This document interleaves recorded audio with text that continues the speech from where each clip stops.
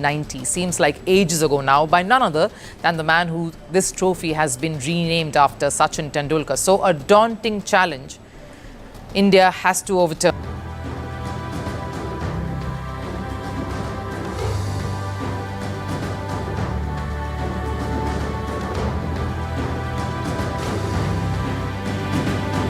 Firstpost reports from the world's second largest continent. Hello, I'm Alison Lagrange. A very warm welcome from Durban, South Africa. We get you the news and the newsmakers from Africa. From elections to climate change to innovations and opportunities.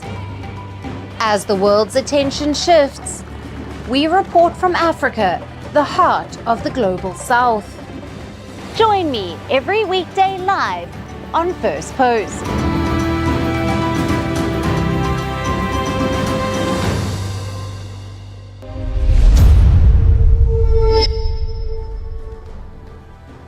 Hello and welcome to Firstpost Africa, where we get you the top stories from the continent and from across the world. I'm Alison Lagrange, coming to you live from Durban, South Africa. First, let's take a look at the headlines. Yemen's Iran-backed Houthi rebels launched 2 attacks targeting Israel's main airport, with the Israeli army intercepting both a day after striking the rebel-held Yemeni port of Hodeidah. The Kremlin says it is not expecting miracles from the 3rd round of direct Russian-Ukrainian peace talks, as delegations from both governments prepare to meet in Istanbul tomorrow. North Korea vows to build an additional 5,000-ton destroyer for its navy after launching 2 similar vessels this year, as leader Kim Jong-un pledges to ramp up the country's naval capabilities. National mourning turns to outrage in Bangladesh as hundreds of students protest against the interim government after the death toll from the Dhaka fighter jet crashes and rises to 31. And a severe heat wave sweeping Iran disrupts water and electricity supplies across much of the country, including the capital of Tehran, as reservoir levels drop to their lowest point in a century.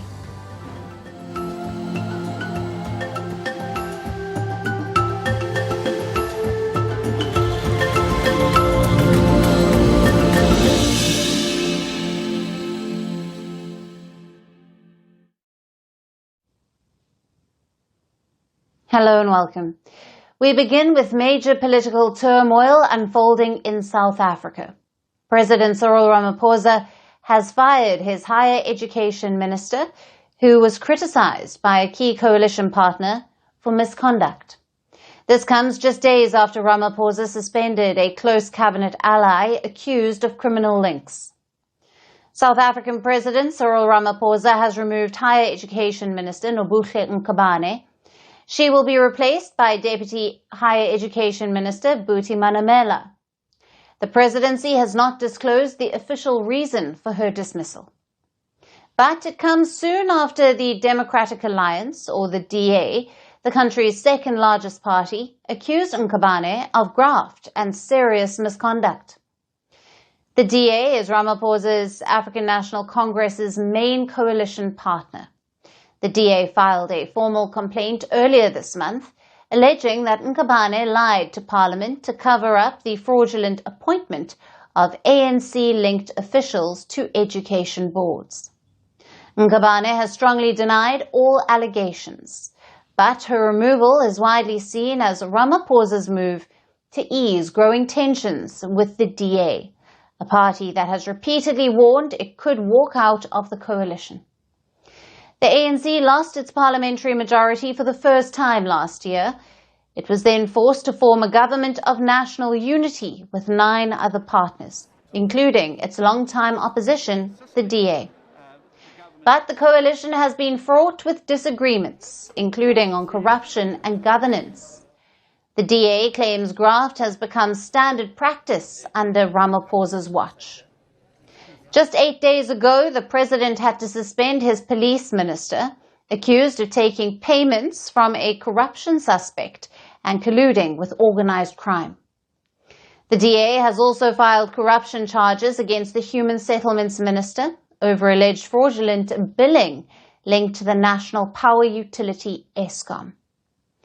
The DA leader, John Steenhuisen, recently issued a public ultimatum demanding Ramaphosa remove all corrupt ministers or face a collapse of the coalition.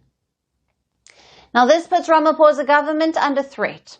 The ANC currently holds 159 seats in parliament, its lowest tally since the end of apartheid. The DA, with 87 seats, is now a crucial coalition partner without a majority. And the ANC is relying on its partners to maintain their grip. When Ramaphosa's ANC joined hands with the DA last year, it was seen as an uneasy coalition due to their differences. The two parties differ sharply on several core issues. The ANC promotes liberal policies and strong social welfare programs. The DA, on the other hand, backs market-driven economic policies. The ANC is a strong supporter of black economic empowerment. The DA is often viewed as representing white minority interests. Apart from domestic issues, they also differ on foreign policy. The ANC leans toward traditional allies like Russia, China, and Palestine, while the DA favors closer ties with the West. So while the ANC and the DA have joined hands to govern, will this coalition last, or will Ramaphosa face constant political pressure from within? The future of South Africa's unity government now faces an uncertain future. And for more on this, we have with us Boitumelo Ben-Senokwane, Associate Professor at the UNISA and political commentator, who is joining us live from Pretoria, South Africa. Thank you for being with us. Good afternoon to yourself and to the viewers. Now, Professor, is President Ramaphosa's removal of Minister Nkabane a tactical concession or a genuine accountability measure?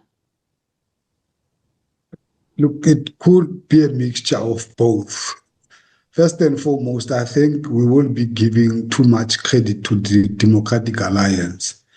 You will remember that in the Portfolio Committee, as an example, there are 11 members. And out of the 11 members, 4 from the ANC, 1 EFF, 2 from MK, 2 from DA, 1 IFP, 1 PA.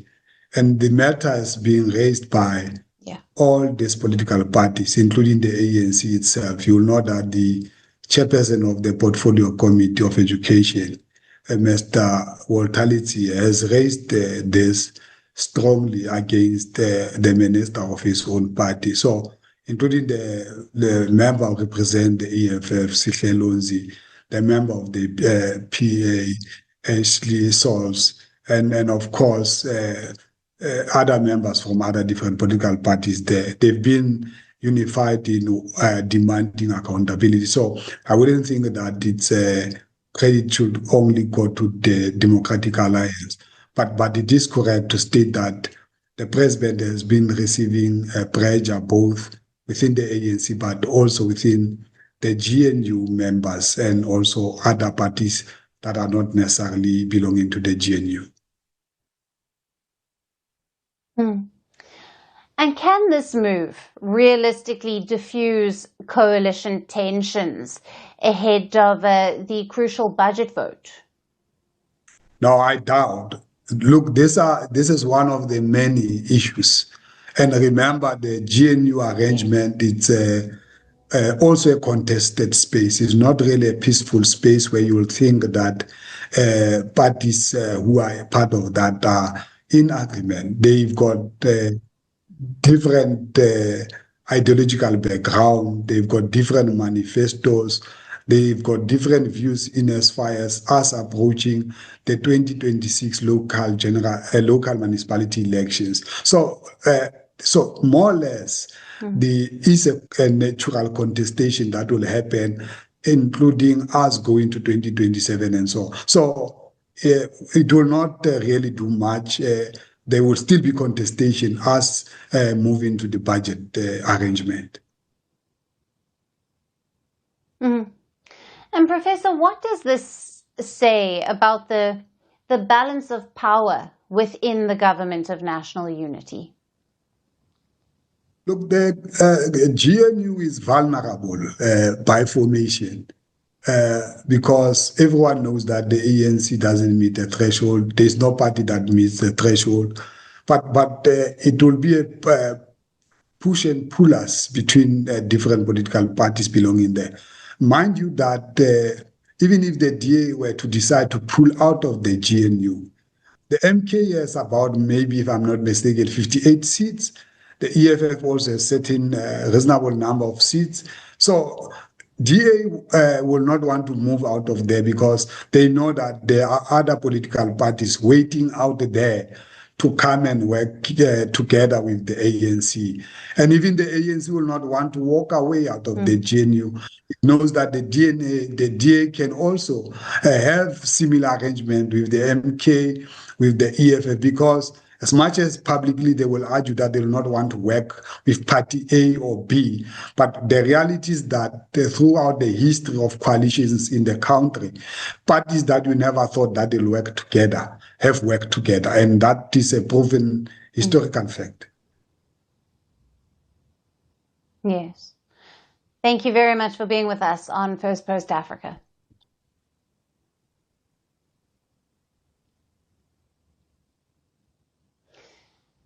And moving on, let's shift our attention to the growing anti-immigration sentiment in Europe. In the latest, anti-immigration protests broke out in the UK last week after an Ethiopian asylum seeker was accused of sexual assault. On Sunday, protesters gathered around a hotel housing asylum seekers in a town on the outskirts of London for the second time in 4 days. They chanted slogans like "Save our kids" and "Send them home." Some were even seen waving British flags.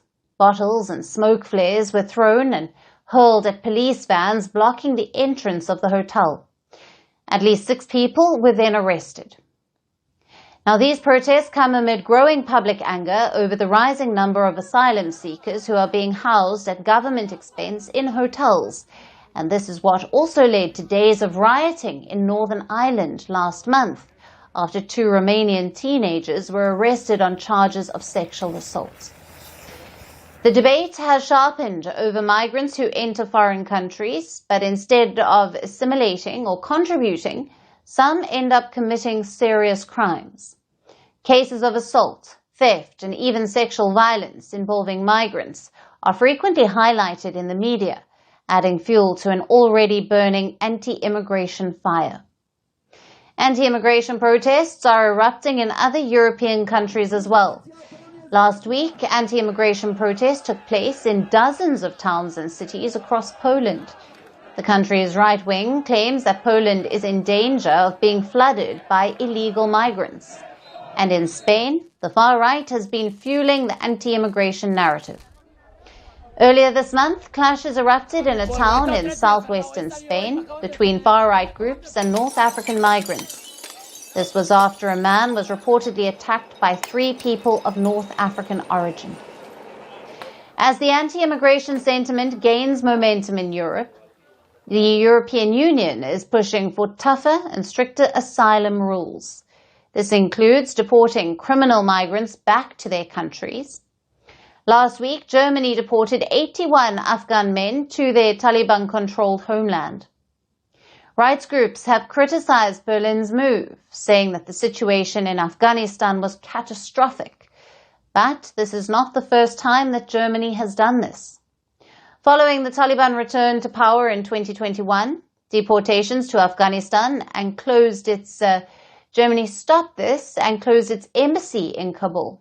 But last year, the then Schulz government resumed deportations, expelling 28 convicted Afghans. None of them had resident status anymore, and all asylum applications were rejected without further legal recourse. The deportees had been jailed for crimes such as murder, manslaughter, sexual offences, property crimes, homicide, drug offences, and serious arson. With mass deportations and tighter border checks, European countries are cracking down on immigrants and asylum seekers. It remains to be seen how the growing anti-immigrant sentiment will further shape the ties between the European Union and African countries.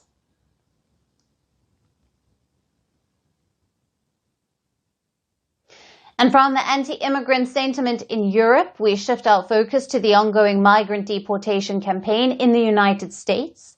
As the Trump administration ramps up its deportation drive, it has received clearance from a federal appeals court to end temporary protected status for thousands of Cameroonians.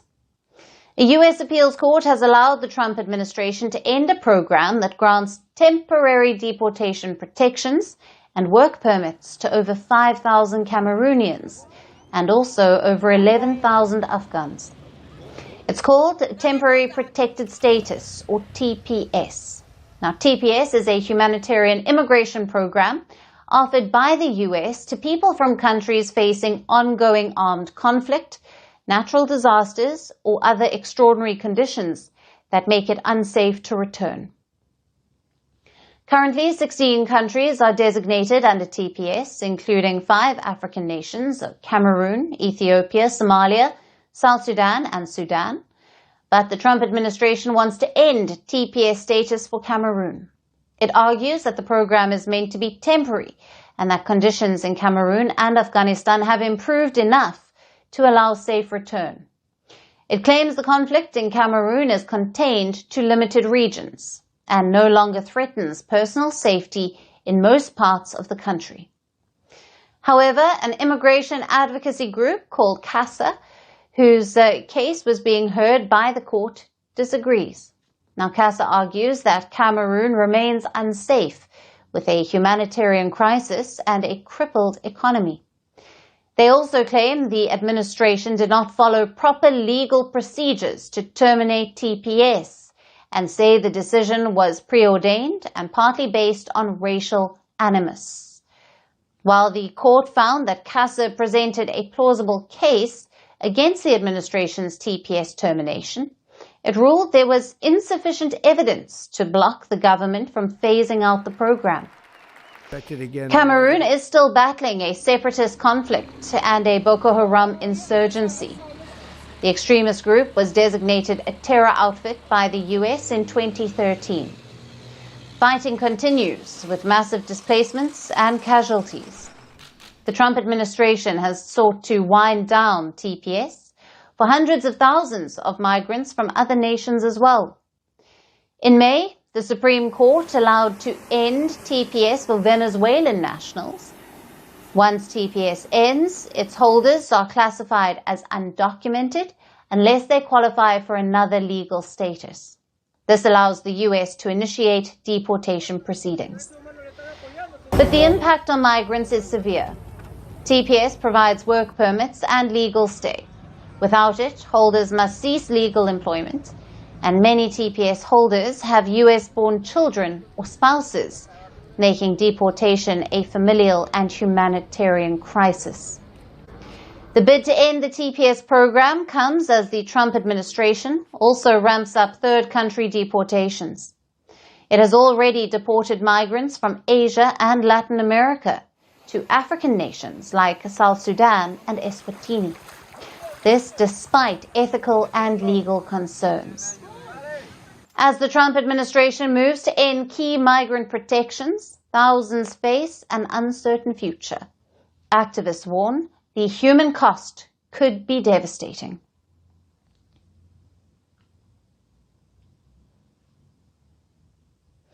And for our last story, let's turn our attention to the conflict between two bitter neighbors, Eritrea and Ethiopia.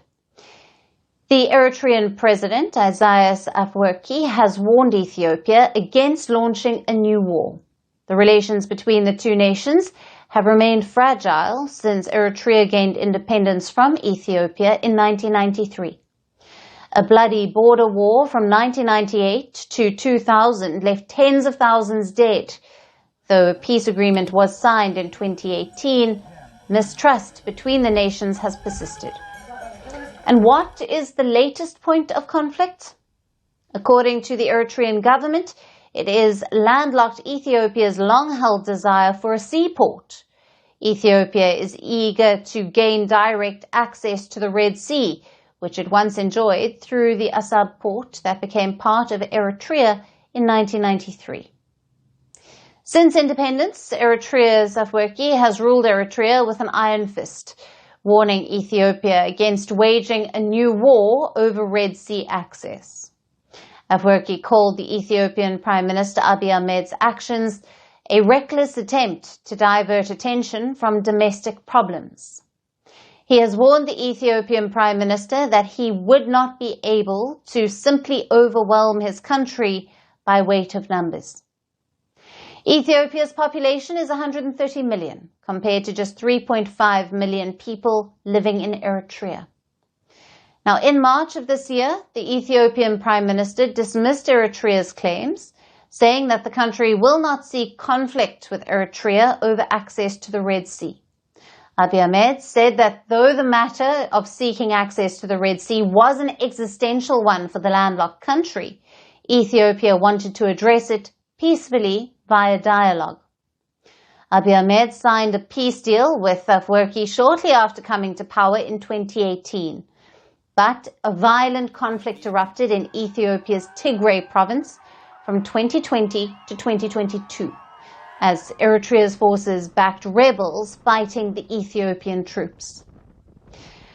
According to an African Union estimate, at least 600,000 people were killed in the conflict. Now, although a peace deal ended the fighting, Eritrea has maintained a military presence in Tigray, and relations between the neighbors have deteriorated. Though the Ethiopian Prime Minister has ruled out the possibility of conflict, tensions remain high in the Horn of Africa. In recent months, Eritrea has called for young people to sign up for the army. Ethiopia has reportedly deployed troops to joint border areas, and experts say that these moves could potentially see the two armies come face to face in conflict. Barely 7 years after the peace deal was signed and ties between the two longtime foes were restored, Addis Ababa's quest for maritime access has yet again induced fresh fears of a new war between Ethiopia and Eritrea. Now it remains to be seen if the ties between the two neighbors get better or worsen from this point onwards. And that's it on the show for today. We will see you again tomorrow at the same time. Thank you for watching, and goodbye.